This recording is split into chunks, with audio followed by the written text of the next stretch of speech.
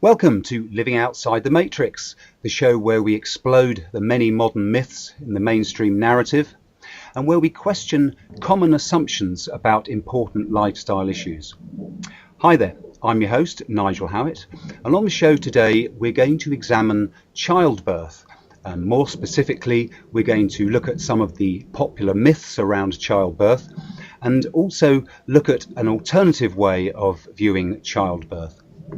Joining me to discuss this, it's a great pleasure to welcome Deborah Flowers, who has been a midwife for over 30 years, I believe, at the farm community in Tennessee in the United States. And she's also the co-host of the Awakening Birth podcast. Deborah, thank you so much for taking the time to join me today, and a very warm welcome to the show. Thank you for having me, and I'm glad to be here now. Deborah, maybe by way of introduction, you could tell the listeners a little bit about the history of the farm community, and maybe allude to Ina May Gaskin, whose work this is really all centered on, and she wrote a couple of fantastic books. I think the original one was this one, Spiritual Midwifery, back in 1975, and then a book that I eagerly devoured before the birth of my first child 10 years or so ago was Ina May's Guide to Childbirth, another fantastic book. I can't seem to find that one to show you guys on the camera, but maybe you can give us a little bit of an intro, about Ina May's work on the farm and how you got involved. Okay, well, the midwifery aspect really started pretty early on. There were a group of college students that were meeting at night in San Francisco in the early 70s. That at that time period, it was popular to do kind of free university classes type things.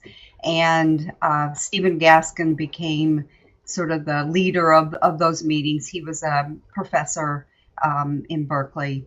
And over time, there were hundreds of people who started regularly attending those classes, and it got known to be called Monday night class because they met on Monday nights. And they talked about a wide range of things, whatever people were interested in and trying to figure out, make sense of things.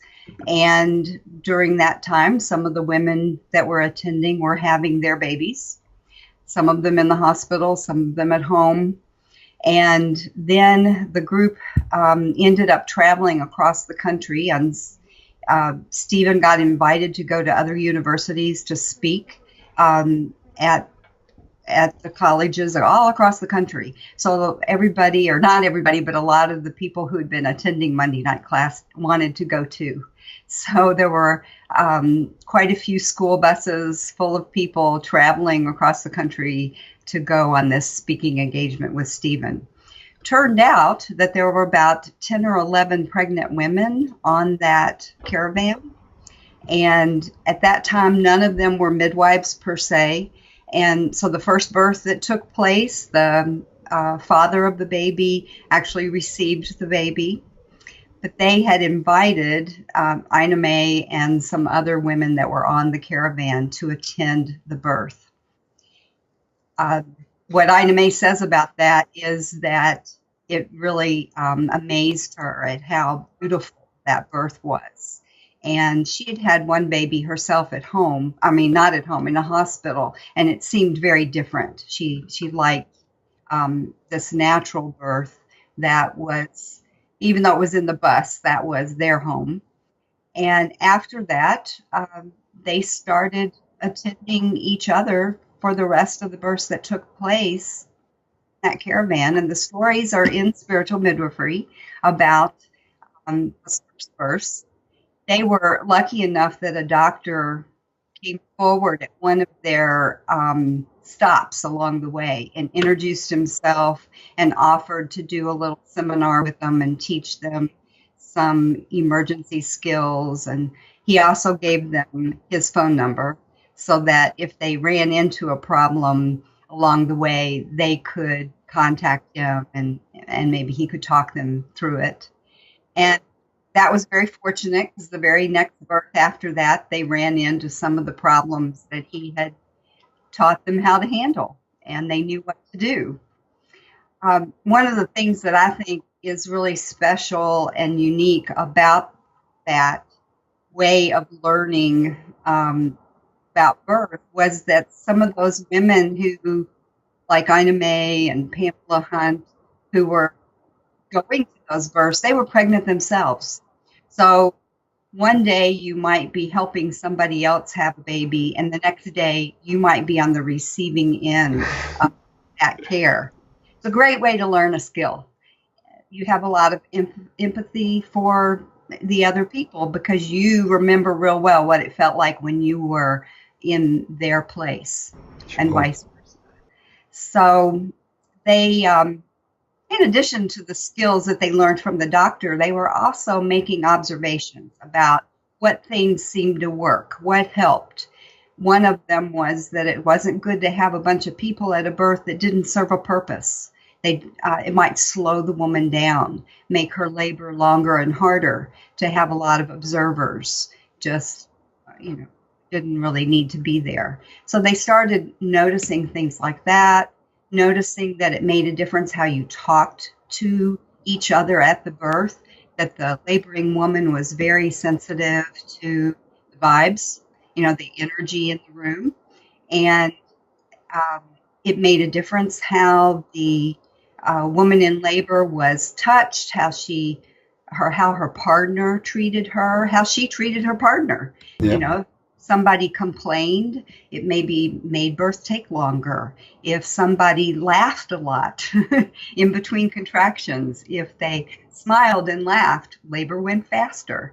So, those are things that you don't learn in a textbook, Sure. especially obstetrics textbook. Yeah. So they were learning, the stuff you learn in a textbook by reading on the side, but they were also learning by making observations and firsthand what works type information.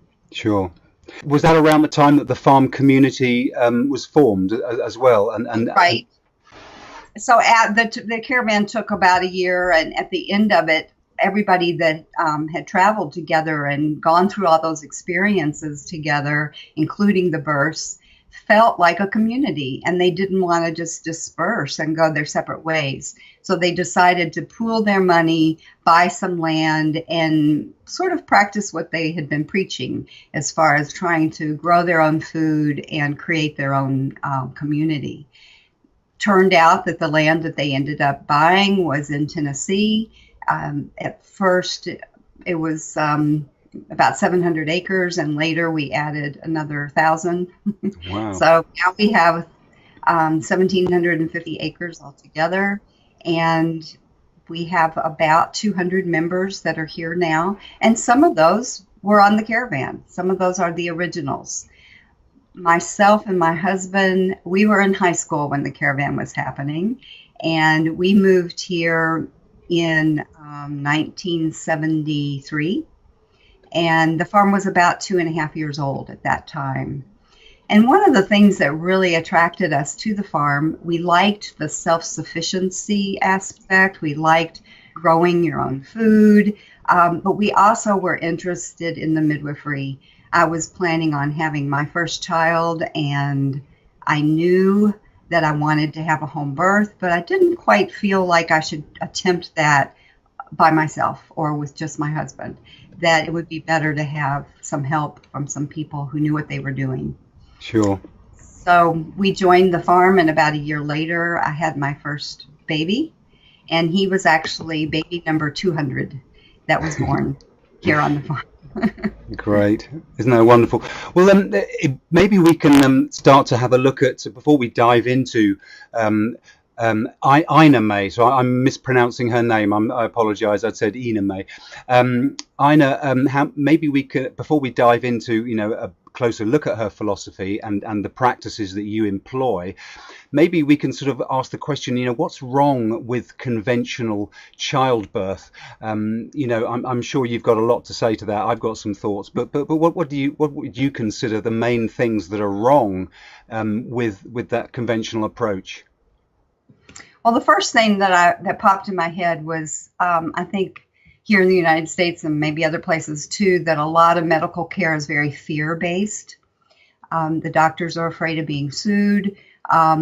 I think their clients, the women they're taking care of, are afraid. They've been taught most of their life to be afraid of childbirth, that it's going to hurt really bad, that it's going to be something they can't handle. One analogy that I've thought of lots of times is sports, that women partake in sports. They go to the Olympics, they train hard, they maybe injure themselves in training, and we perfectly accept that women are capable of doing that. So we know that women can work hard. We know that they can endure some pain, that they have endurance. But when it comes to childbirth, for some reason, we tend to take an attitude of, oh, you poor thing. You can't handle this.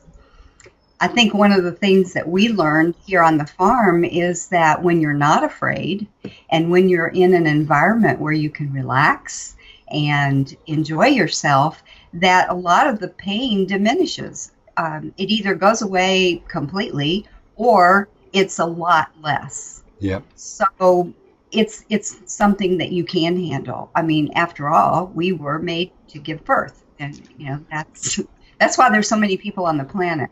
So to think that women can't do something that we were designed to do, but we can, be involved in sports, just never has made sense to me. Indeed. And I suppose also there's the idea, through popular culture, through watching shows like ER, through the dramatization of these sort of medical shows, it's always it's always more interesting to have a show where everything goes wrong, and films and popular culture tend to reflect more the small minority of cases where things go wrong, which doesn't help. And then you've also got the fact that that the modern medical fraternity tends to view childbirth, or this is what I see at least, as like a disease, like it's a problem, like it's been medicalised to the point where it needs treatment. And as you say, we've lost sight of the fact that it's completely natural. We lost sight of the fact that women have been doing this naturally ever since. Well, anytime we talk about childbirth and we talk about hospitals, I really don't want to bash hospitals, because I'm grateful they're there. And there are times when we transport.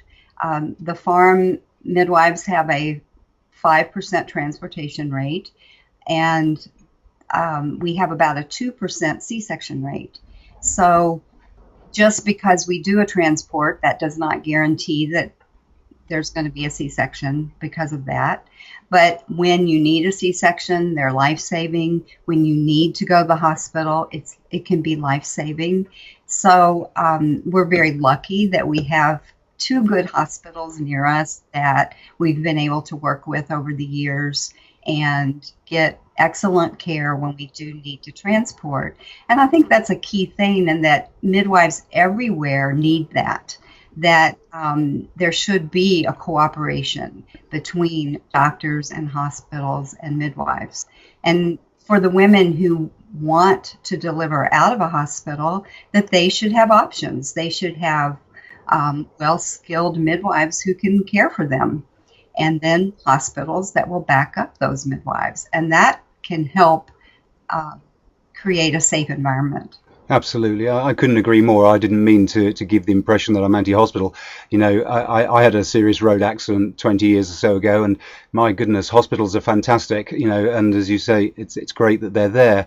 But the common perception is that you need to go to hospital to give birth. I mean, I'm not sure what it's like in the States, but certainly over here in the UK, it's widely perceived that if you opt for a home birth and you're almost discouraged from having a home birth, your sort of eyebrows are raised, and it's, well, are you sure you want to have a home birth? As though there is some inherent danger in the fact that you are, not in the hospital ready for that emergency. And as you say, a 2% cesarean rate, these things do happen, and there are occasions where a cesarean section is required. But I mean, I'm not sure what the current statistics are, but I understand in the States it's something over 30% of deliveries are by C-section, and we know that this has detrimental effects to the young babies in terms of their microbiome not being properly properly inoculated by a passage through the birth canal, as well as other factors. So obviously you guys, perhaps you could confirm this, would you say that a natural childbirth should occur in the home environment for all the reasons you mentioned earlier when you were talking about the farm setting up, this relaxed environment with not too many people that are superfluous, crowding around? Do you think the home birth is a key part of the natural experience? Yes, I think it's a lot easier to have a natural birth when you are in a home environment. I have worked in a hospital on the labor and delivery floor, and we did have people who came in saying they wanted natural childbirth. And then there were so many temptations to not go that way. They would send in the anesthesiologist to talk about, well, if you change your mind and you want an epidural, I'm here, and that is like a few steps down the hall. So very quickly that person can come in. So when maybe they get to transition or the contractions get strong, it can be hard to resist that offer. Also, the whole way the hospitals run things make it more difficult to have a natural birth. A lot of the nurses and people that are going to be helping that woman in labor aren't trained in natural. Maybe they don't trust natural. So they're not necessarily going to know how to help that person. I did see women successfully give birth naturally in the hospital, but I also saw a lot of women end up having their plans change at some point. And I always felt like if you want a natural birth, go to the natural birth experts. Yep. Which are usually midwives and yep. doulas, and and get their help, because that's what they do all the time, and they're going to be able to help you with that so much better. Yeah, that makes good sense. What about the rare cases where forceps or vacuum deliveries are required? How often do you see that in your natural birth environment? Well, I'm not trained to do forceps or vacuums, so that never happens. Okay, that's a go to the hospital. Yes. Yeah. Now, I did do a transport a couple of years ago where they used a vacuum extractor, and I felt like it was necessary in that particular case, and it kept her from having a C-section. Right. We had a vaginal delivery, and when we do need the help from the hospital, sometimes they just have tools and expertise that we don't have, then I don't want my client to feel like she failed or feel bad about that transport. So we usually talk about it during prenatal. We talk about it in postpartum, and I really try to help her through those changes so that she doesn't feel like a failure or feel bad about herself. And when we succeed in having a vaginal birth, even if we did need some help from the hospital, then that's wonderful. Every time I can help, especially a first-time mother, have a vaginal birth, and that sets her up to be able to have more vaginal births in the future. Yeah. When somebody has a C-section the first time, it's going to be harder. It's not impossible, but it's going to be harder to have a vaginal birth after that. So, yeah. Well, I'm always happy for those vaginal births wherever they take place. Absolutely. Well, maybe we can come to move on to talk about the VBAC, the vaginal birth after C-section. But first of all, are there any specific problems associated with the epidurals in hospital scenarios? Are there, is there any effect on the unborn child? Well, I think that there have been some studies that say that there could be. And I don't feel like I'm an expert on that particular subject. Okay. And I have sometimes transported someone knowing that, maybe it's been a long birth, and knowing that if they could get a little pain relief, whether it's an epidural or some other method, get a nap, and then, wake up and maybe get a little bit of Pitocin, then we can have a vaginal birth. And that's one of those things I was talking about hospitals having tools that we don't have at home. Yeah. But also, like I said earlier, we don't do that very often. That doesn't happen, very often. 95% of the time, the women who start at home with us stay at home. Wonderful. And everything is all natural. I remember, from reading Ina's wonderful work, that a big part of her philosophy is the mindset, if you like, of not only the mum to be, but also the partner, and this mind body connection that she wrote about. Is that a major part of your approach when you're getting ready for the childbirth, when you're coaching the mum to be? Obviously there must be plenty of other aspects around that too, but would that be fair to say there's a lot of a big psychological component? Oh yes, I think that your body listens to you. So when a woman is in labor, what's going on in her brain makes a huge impact. And we talk about those things prenatally, and I might bring it up again during the labor, especially if it pops in my head. And I might say to somebody, what are you thinking about right now? Because if there's something that she's thinking that's holding things back, then talking about it can help work through it.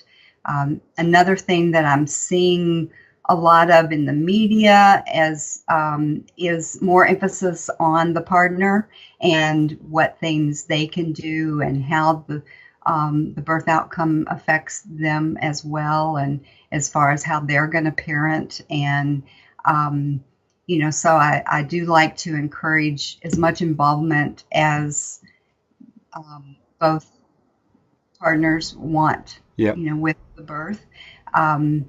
I know sometimes us birth junkies, people who like birth, that we have to remember to hold back and not get in the way and allow, the person's partner to play an active role. Sure. So, maybe showing that person some massage that they could do and giving some pointers. And helping to bring them in and include them, because after the birth, that's who's going to be her support person. Yeah. Hormone changes are happening with that person too that help with the bonding and everything. That's also going to help ensure that they're going to stick around later, hopefully, and continue to be a part of that child's life. Absolutely. I mean, I remember from my own experiences, I have 3 young children, and I'm very pleased to say that we had no complications with them. They were all born at home. There doesn't seem to be much in the way of preparation in the conventional route that we became aware of, in terms of things like extra nutrition for the mum to be. I mean, that strikes me as an obvious one, simply because I've studied a lot of that. But what do you think about things like the water birth? Because I know Ina was one of the things she wrote about was let gravity do the work. So, for example, challenging the traditional view of the birth position, which seems to suit more the doctor who's there assisting the delivery ultimately, in the conventional model. What was the farm's view and yours on water births as well as different birthing positions?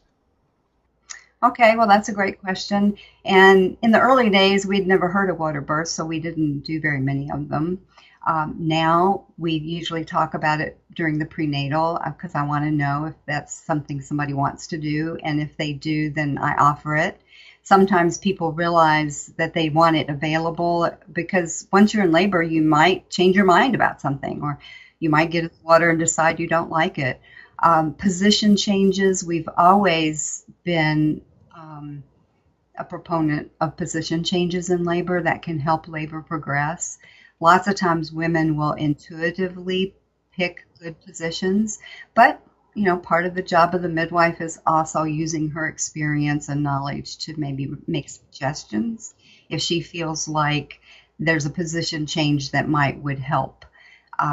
So it's a partnership between the midwife and the laboring person. Uh, and upright, yes, upright is good. And you mentioned VBAC. I had a VBAC recently, and it sounded like, from what she told me, her first birth was in the hospital, and they let her push for a long time. They let her make position changes, but it was a big first baby that maybe didn't have his head in the greatest position. And with the birth that she was doing here with me, again, it was a pretty good sized baby, about the same, no, maybe it was a pound bigger actually. And we did do a lot of position changes. She pushed about 1 hour less than she did the first time, so she still had to push pretty hard and long. And I would check and see while she was pushing how much progress she was making. And when it got to a place where it felt like the baby just wasn't moving anymore with her pushing, then I would make a suggestion about a different position to try. And usually the new position would work for a little while, and then the same thing would happen, and it would just sort of seem hung up again. And we kept changing positions.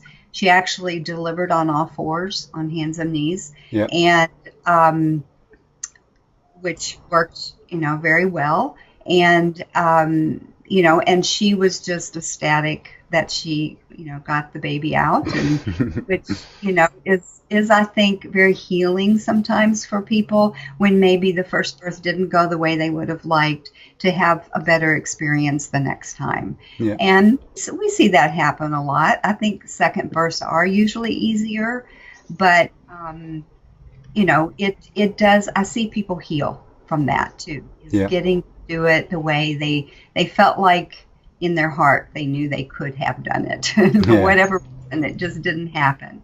So it's always very rewarding to get to help somebody that have the birth that they wanted. Some people, it might take the third birth before they really feel like, this was what I wanted. You mentioned nutrition earlier, and that is one of the things that we work with people a lot during their pregnancy, is talking about their diet, nutrition. You also mentioned the microbiome, which I think that when people are getting probiotics and eating fermented foods and not having to take antibiotics during the pregnancy, that, when their immune system's working good, they're a lot less likely to have group B strep in the vagina, things like that. And so their babies are more likely to get a good dose of healthy probiotics during birth.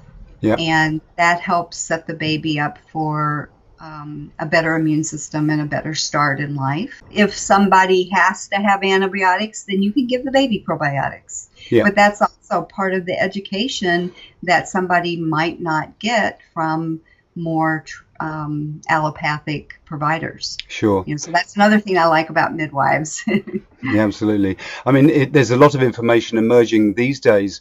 For example, the benefits of grounding, being connected to the earth, the benefits of being perhaps away from EMF fields, computers, mobile phones, being near the mother to be. So there's a lot of new information. Obviously, this wasn't around just a few years ago. But another one of the things that in the conventional approach, certainly over here in the UK, is that when a baby comes to full term, the medical fraternity appear to be on a hair trigger to induce the birth, and there's often very little patience, if you like, to or very little leeway to allow the mother to say, do you know what, I'd rather let this baby come when it wants to, effectively. What's your view on induction and full term, leaving things alone? What do you think? Well, I think there's lots of different things to consider. We do let people go to 42 weeks. Usually if somebody's getting close to 42 weeks, we're starting to think about, well, do we need to go in and get a non-stress test or a biophysical profile and just make sure that the placenta is still healthy and it's okay to let this pregnancy go longer. If she had IVF, for example, they say that the placentas maybe don't have as long of a life. And I think when you are in this line of business for a long time, that you do see some poor outcomes, and you understand why the doctors have some of those opinions and rules about not going too far overdue. And we've seen some people go to 43 weeks and everything is fine, but we've also seen sometimes where you really need to get that baby born, that it's not good for the baby anymore. So there's also a lot of natural things that you can do to help get things ready for the birth. And I do talk to my clients about how to get the oxytocin flowing. And oxytocin is your natural hormone that Pitocin, at least that's what we call it in the United States, was, which is a synthetic version. And that's what they use in hospitals to induce with. Well, your body makes oxytocin. So what are some ways to get that oxytocin flowing? And it turns out it's a lot of those things that we were learning on the caravan, or my predecessors were learning on the caravan, that help women in labor. Things like laughter, things like touch, massage, and how you're talked to and how you're touched, and having a loving relationship with your partner. We know that intercourse can help get labor started. I think people have known that for a long time. But also things like doing something creative gets oxytocin flowing. Petting an animal gets it flowing. Telling somebody else a compliment or receiving a compliment. There's all kinds of things that help your natural hormones, that oxytocin, to be increased. So doing those things in the last part of pregnancy can help get your body ready for birth. And then there's also herbs and even some of those things I mentioned about getting the baby in a good position, the acupressure, acupuncture, chiropractic, those things sometimes can get a labor started. So if we're starting to feel like, okay, she's gotten to her due date, this baby's getting to be a good size, all of these other signs are there, and maybe we just need a little nudge, we might suggest somebody go to the acupuncturist, and that might start the labor. And it can also help the baby get in a good position. Acupuncture can do so many good things. So I'm not against using those. Those are the midwife tools. You know, I talked about hospitals having their tools. Well, those things are midwives' tools. Great. And do you know what? One of the things that I loved in Ina May's Guide to Childbirth book, as I said, I devoured that through my wife's first pregnancy, was this concept of sphincter law that she brought up. And you know, we're all so familiar with particularly when we're children, you know, laughing so much that you pee, you know, you wet your pants, and we're familiar with the so laughter being a key ingredient, as you said, in the relaxing of sphincter muscles. And we have sphincter muscles in our bodies, you know, the pyloric sphincter, you know, at the bottom of your stomach before you go into your digestive system, etc. So the way to relax these or to get these muscles to dilate, obviously, is to not be stressed, you know.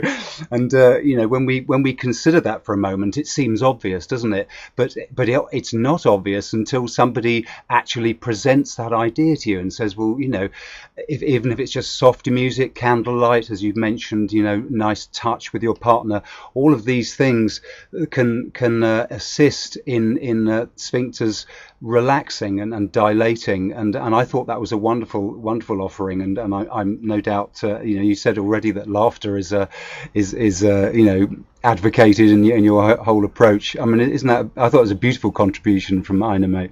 Another point I just wanted to raise was that in some of the writings that I've alluded to, these books, there's the concept of an orgasmic birth. You've already spoken of how pain can be reduced, the mind-body connection, and and obviously, it's not going to happen for everybody, but the idea that a birth can actually not only be not painful, but be very pleasurable. I mean, that's just right off the charts, isn't it, for most prospective mothers, given the overall sort of context of these modern myths that we're familiar with. How often do you see a mother having a thoroughly enjoyable birth, should we say? Is that a common occurrence? Well, I don't know how often, and I think it can vary quite a bit with different women. I've even wondered if some people, the level of pain that they experience is more or less than another person. Difficult to judge, isn't it? Yeah, and I think that you can also have periods of time during the labor where it's maybe more enjoyable or less enjoyable. But definitely after the baby's born and is in your arms, that there's quite a bit of joy and euphoria. I happened to be one of the people who had a very painless birth with my second child, and it was a pretty quick birth. About 2.5 hours of labor from start to finish, from the time I woke up till the time I had my baby in my arms. Wow. And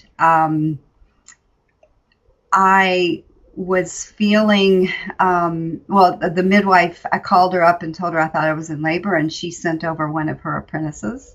And the apprentice realized pretty quickly that things were progressing fast, and so she called the midwife to come over. And when the midwife walked in the door, I was very calm and not in a lot of pain, but starting to feel like pushing. And so I said to her, I feel like pushing. And she said, well, can I wash my hands first? And I said, sure. I really, at that point, also felt very in control. I felt like if I wanted to have a contraction, all I had to do was think contraction, and one came. But I also felt like I could pause and wait for her to wash her hands. And so then when she was ready, I thought, okay, I'm ready for a contraction, and it came. I was also, in my mind, nobody knew that I was doing this, but I was thinking the word relax and trying to think it in a very relaxing, slow way where I kind of drew the word out. And I think that it worked well for me, that my body really listened. And I also remember that when I started pushing, that felt heavily, and it felt so good to push. And I don't think that these are wrong memories, because I wrote it all down within a day or two of the birth, and it got published in Spiritual Midwifery. So I do have an account from then, and I remember thinking, boy, I could do this a bunch more times. And I wouldn't say I had an orgasm, but I did feel like it was very pleasurable. And and I have seen a few other women have that good experience. Well, that's really encouraging, because one message I'd love to be able to put out there to any prospective mothers is to maybe try and reduce the fear, because again, that's a lot of I know it's easy to say I'm a man, what do I know, and all that, and I respectively sort of hand all the authority to you here in this conversation. I was just a curious bystander, and there sort of holding my wife's hand, and through our experience together with the birthing of our children, my wife found the idea of it not being painful quite difficult to swallow, although she did experience progressively easier births, and that's something that prospective mothers can take away as being quite common. So I mean, it's marvelous to hear that this generally perceived view that it's a terribly frightening experience, and it's going to inevitably be excruciatingly painful. It's great to hear that you know, you have some stories and some direct experience to smash that myth. It doesn't need to be like that, and you've already told us how the mindset, you know, the frame of mind, the thoughts, the psychology of the mum to be is very, very important, which is wonderful. One last question, Deborah, is that do you think that the cases of postnatal depression that we see, do you think that's as a result of the unnatural birthing experience? And do you see much of it, I should say? I mean, with your natural childbirthing that you facilitate, how much postnatal experience do you see? Well, I think that we are seeing more than we used to, and I don't know if maybe that's because women are less inhibited about speaking up. Maybe there was just as many cases in the past, but people kept quiet because they didn't want the judgment maybe that they thought they would get from people, or they'd never heard of anybody else experiencing it, so they just kept quiet about it. They were embarrassed. Mm-hmm. You know, those kinds of things are hard to know. I think that maybe at the farm we didn't see as many cases of it because we often lived in group housing situations where there were other mothers to help with the care of your children when you were recovering from the birth. You know, other mothers to fix meals and, you know, and just take care of you. And that's the way it used to be in most cultures. Nowadays, a lot of people live far from family, or they just don't have the support network. People are more isolated. I think I see more cases of postpartum depression when a woman has just moved. You know, it seems to happen a good percent of the time where maybe her partner gets a transfer or something during the pregnancy. So they have to uplift and move, and she has not had a chance to develop friends, you know, girlfriends or support networks, or even know where's the best place to buy certain things. And in the postpartum period, she feels very alone and isolated. So I think our society, just the way things have changed, that contributes a lot to some postpartum depression. And maybe there's other factors too, just pollution and all kinds of things that a lot of things I think are hard to pin on one or two things, and that there can be lots of factors that might have an influence. If you don't mind, I wanted to say, you know, something else about, you know, feeling pain and please do. Yep. You know, we mentioned fear, and you know, and I do think as much as the people who are with someone in labor, as much as they can create an environment where there's not fear, that can help lower the pain.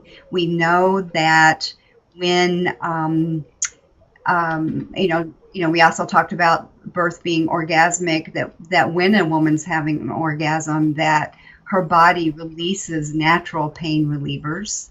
And so the more that you can be in a state of mind or a state of being where you are relaxed and not afraid and happy, you know, you're going to have more of those natural endorphins, natural pain relievers released.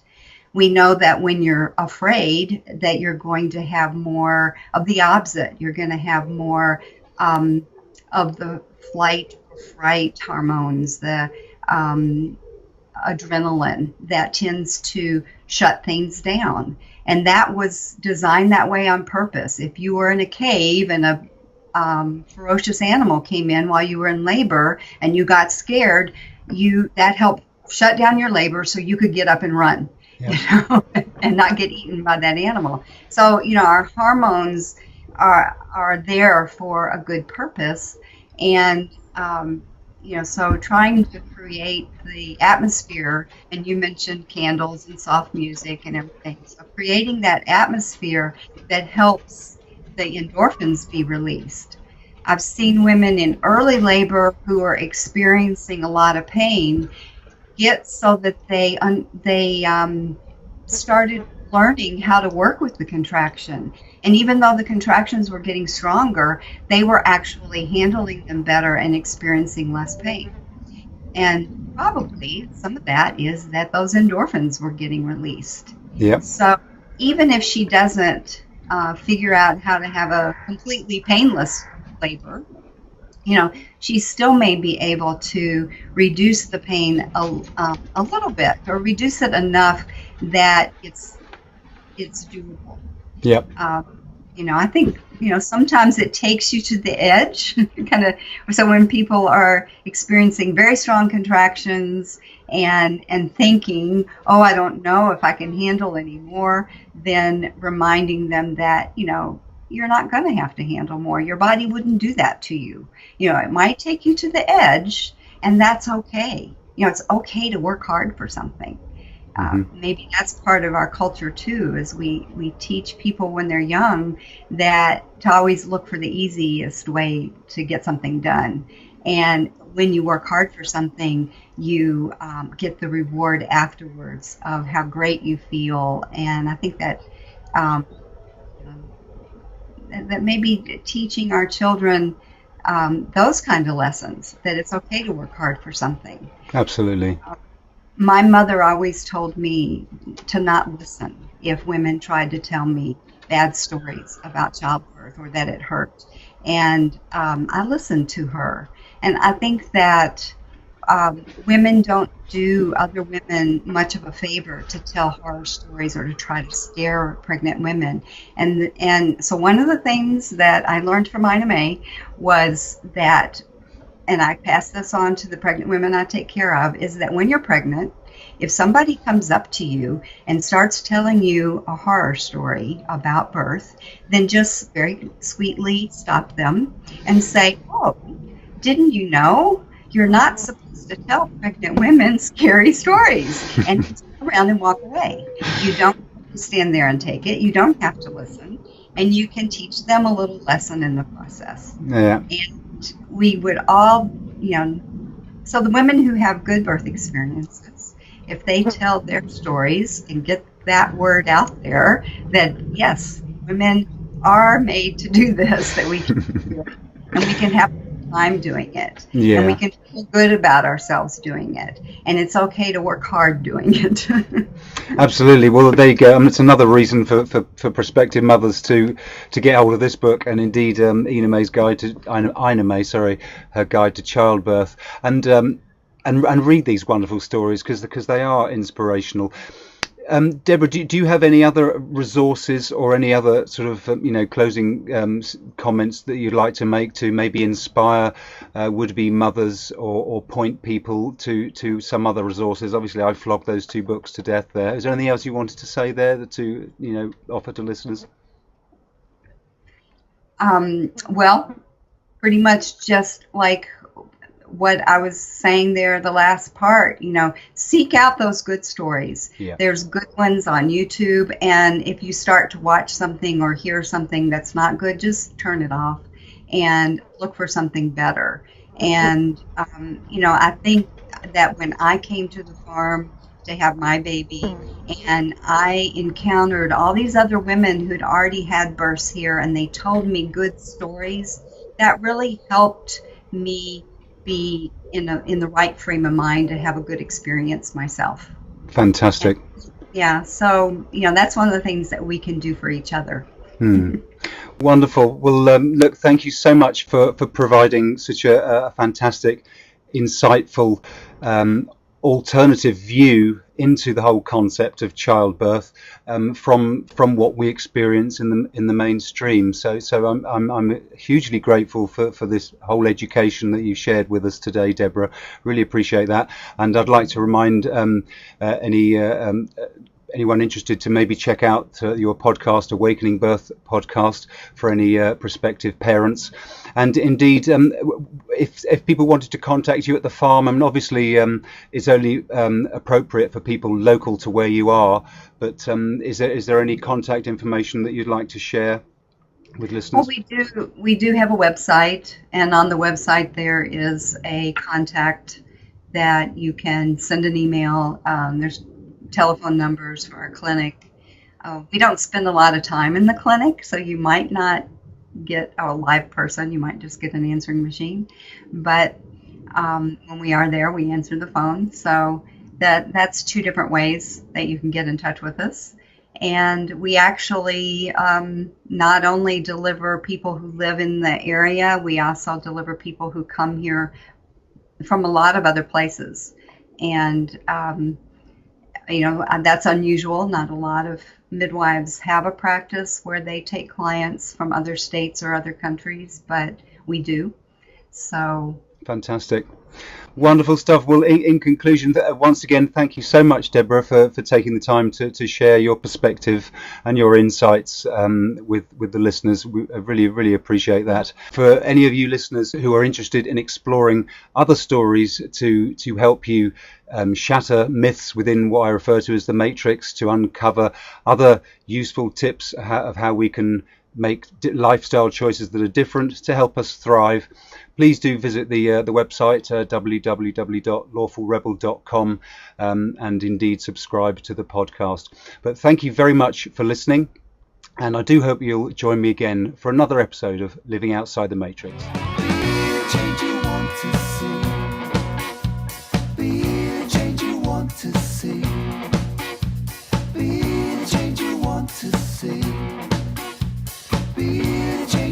to see.